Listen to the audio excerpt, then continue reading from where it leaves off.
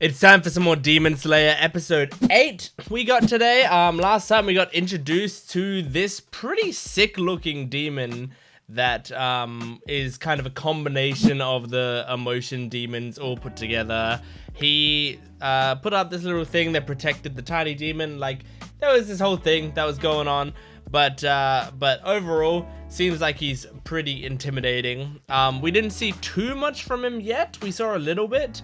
But just overall, he had a very cool design, so I'm excited to see where this episode takes us and if we get more of that fight going on, because that's going to be really cool. But also, if we get more Mitsuri, you know, if they cut to her and we watch her doing stuff, I won't complain about that. I would love that. So, yeah, let's see what they got in store for us. Please, if you can support these videos, please make sure to do that, liking, commenting, and subscribing. And my Patreon account has the full-length reactions, as well as early access for certain shows and exclusive videos. There's also a new tier over there where you can request a reaction to a show. Just the first episode of a show. You can let me know what you want me to watch if you're on that VIP tier, and I will watch it. So yeah, anyway, let's jump in to episode 8 of Demon Slayer. Here we go. Man, this feels like the least confident that I've seen a hashira. I feel like hashira is always oozing confidence, but he's like young, so it makes sense. And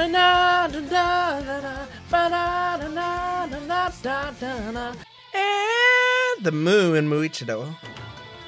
Alright, so it's probably gonna be another Muichiro based episode. He does look similar to Tanjiro. It's scary. Honestly, very scary taking care of your parent like that. Wow, that's a gorgeous shot. I mean, it's Demon Slayer. Every shot is a gorgeous shot, but the trees moving in the storm there. Look at that. Wow. God damn. That sucks. One was trying to save the other.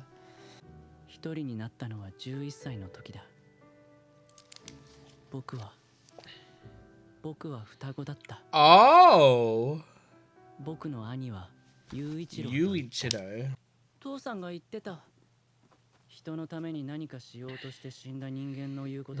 Aww. It's a sad perspective.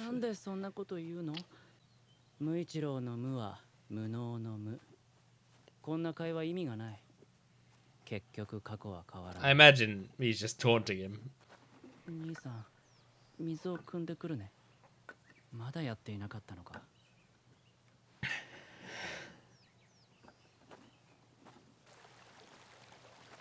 The water. My god, the environments in this fucking show. Ooh. Oh, those eyes are so creepy. Is she? Most of her is beautiful.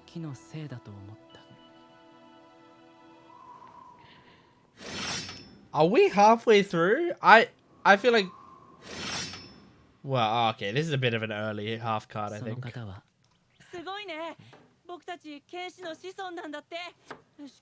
Oh, he's so excited about this. He's gonna get shot down.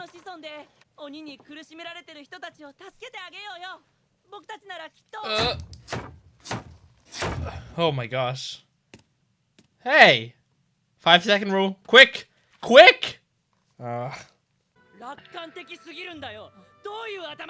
This is how the parents' death affected this twin.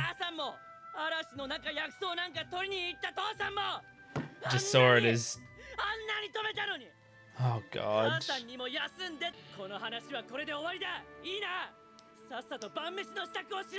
Man, he was so excited and passionate about that.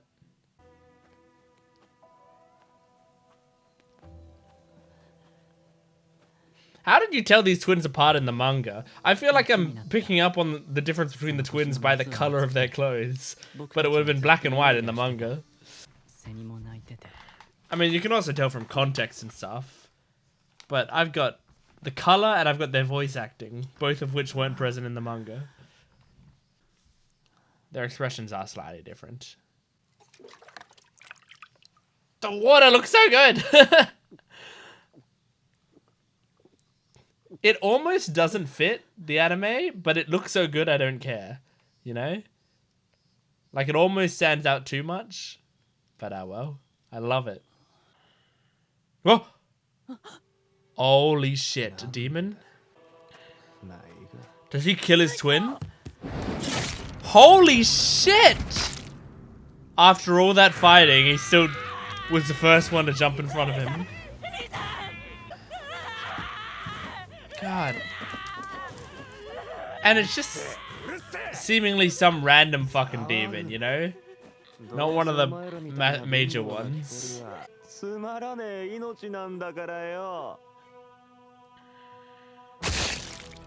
Oh.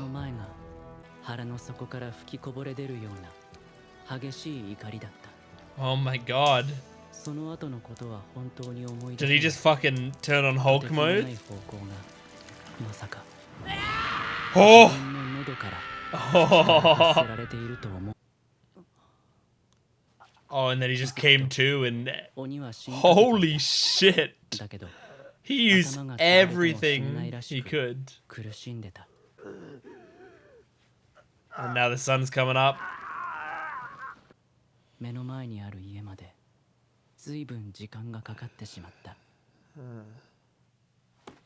So did you get like trauma-based amnesia? Oh god, that's horrifying. God. If only you two could have gotten along before this, you know, had a proper conversation. Oh, all the regrets.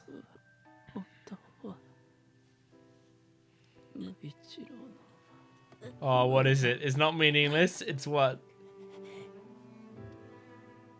I don't know Japanese, so I can't predict it. Oh! Infinity! Oh, like Mugen? Ooh! Oh!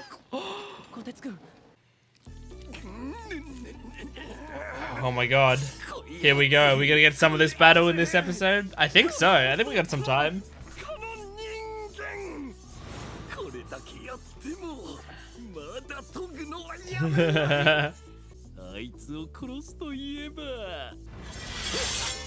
Oh shit! Oh. This is great.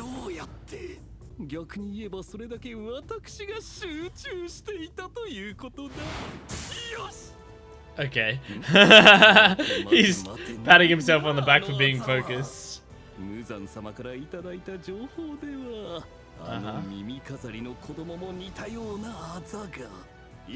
That's true.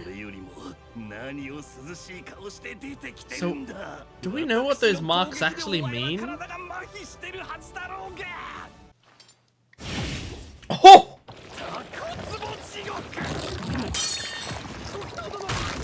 Oh my god!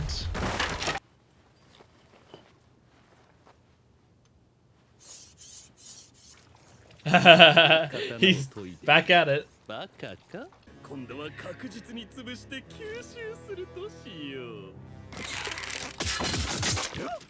Oh yeah. We're having seafood tonight, baby.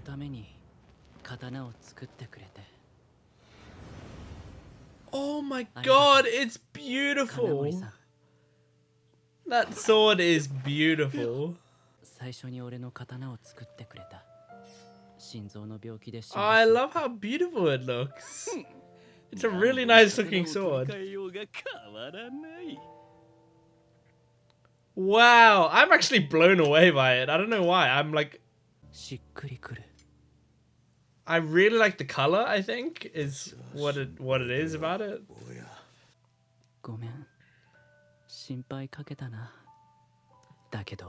Oh my god. Oh, is he about to pop off? 大丈夫だよ Oh. Holy shit. Holy shit, he's popping off. Oh. Wow. What an awesome animation. 何百年も生きてるからだよ Oh, nice. 次は切るから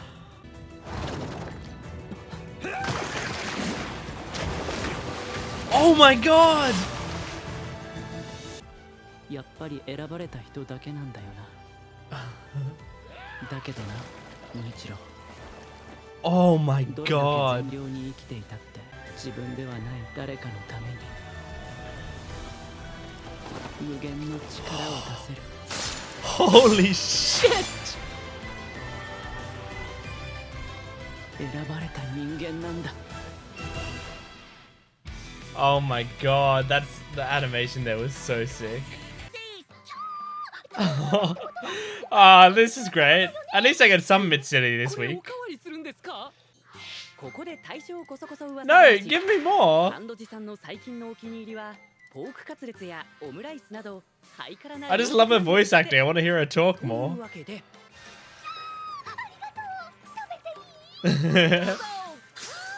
Okay, I liked that episode. It had a lot of backstory for Muichiro, and I'm saying Muichiro instead of what I normally say, which is Tokito, because we found out that Muichiro's twin brother, is Yuichiro. So I should probably use first names to be able to differentiate between the two. But anyway, we got his backstory. So his parents died at the same time. He has a twin brother, and so his twin brother and him basically had to, grow up together. His twin brother was very much acting like an older brother, That I feel like often in media, twins have like an older brother, younger brother, attitude. That like a lot of the time, especially in anime and stuff, when there are twins represented, it's like one is clearly like the older brother and one is the younger brother, even though they're the same age, And I mean, maybe that applies to real life too. Admittedly, I don't know that many twins. How many twins would I know? I feel like I know maybe 2 sets of twins, and not very well. I don't think I'm great friends with the twins that I'm thinking of. So yeah, I really don't know how much that applies to real life. If you're a twin, or you're good friends with twins or whatever, let me know. Like, is there a dynamic there, like an older brother, younger brother type dynamic, or are they basically kind of on the same level, or do they switch out? Sometimes one acts like the older one, sometimes the other one acts like the older one.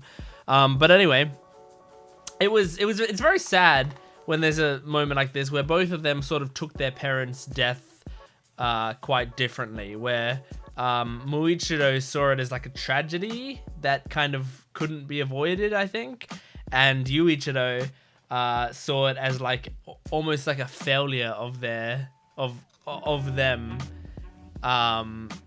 where they failed their children by dying because they were, mostly the father was doing something reckless, but I think that also could just be Yuichiro trying to cover up the guilt and sadness that he feels himself, and he just like, the thing is, for some people, especially men, a lot of the time emotions can come out through rage and anger, especially if you don't know how to handle it.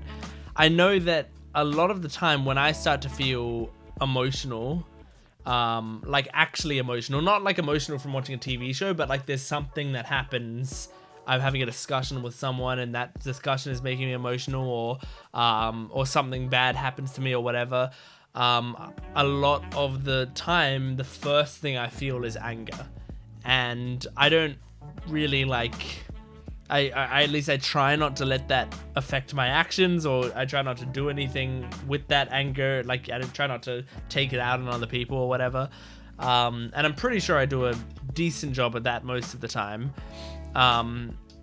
I think maybe except when I'm having an argument with someone, maybe sometimes I'll let the anger seep out a little bit.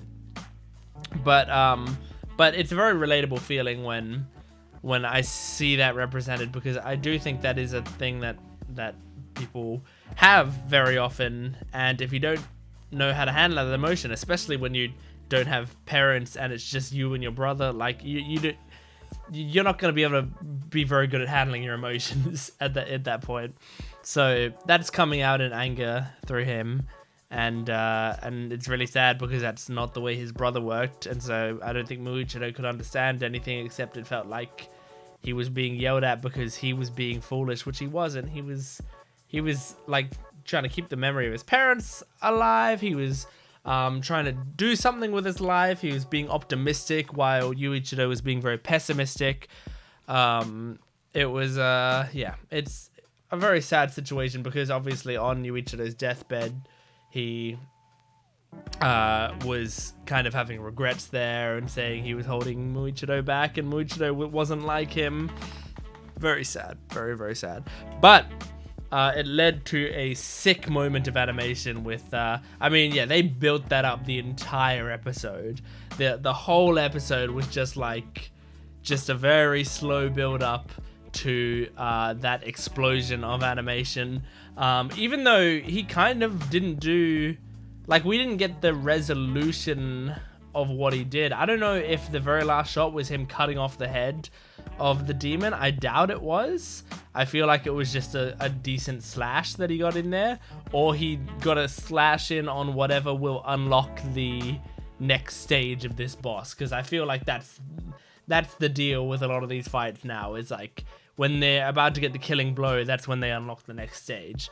So I feel like we're going to unlock the next stage. I've been avoiding the OP. I haven't looked at the visuals of the OP properly for many, many episodes, but I do remember, I think the genie guy, I think I remember another stage being shown in the OP. So I feel like because of that, we're not done here yet, you know? The only other thing I want to talk about was it reminded me in this episode, because Muichiro was like, oh wow, I can't believe demons exist, but if they're out there we can fight them or whatever. It's so crazy to me that this world is actually a world where majority of the people don't know demons exist. Because if I rewatched the first episode pretty recently, I would say 3 weeks ago or something, and Tanjiro just has no idea demons exist. And a man's like, oh, there are demons that are going to come out tonight or whatever. And he was like, oh, what are you talking about? That's a weird thing to say, you crazy old weird stupid old dumb stupid elderly old man. But the man was right, obviously. And the weird thing about it is since they found out there were demons, obviously they're becoming demon slayers or whatever, but it feels like there's demons everywhere. Now, yeah, that's sort of, confirmation bias or whatever, because they're going to places where they know there's demons. But it just feels like when demons do show up in certain places, they're so overt, and some of the demon fights are so huge that have we gotten clarification on if the Demon Slayer core covers this information up? Think about Tenzin, season 2, the entertainment district. That's kind of what I was trying to think of. The entertainment district, and I said Tenzin. I don't know if that's not his name, right? Tenzin's the guy in The Legend of Korra. Who am I thinking of? Doesn't matter. The guy in season 2, the sound hashira.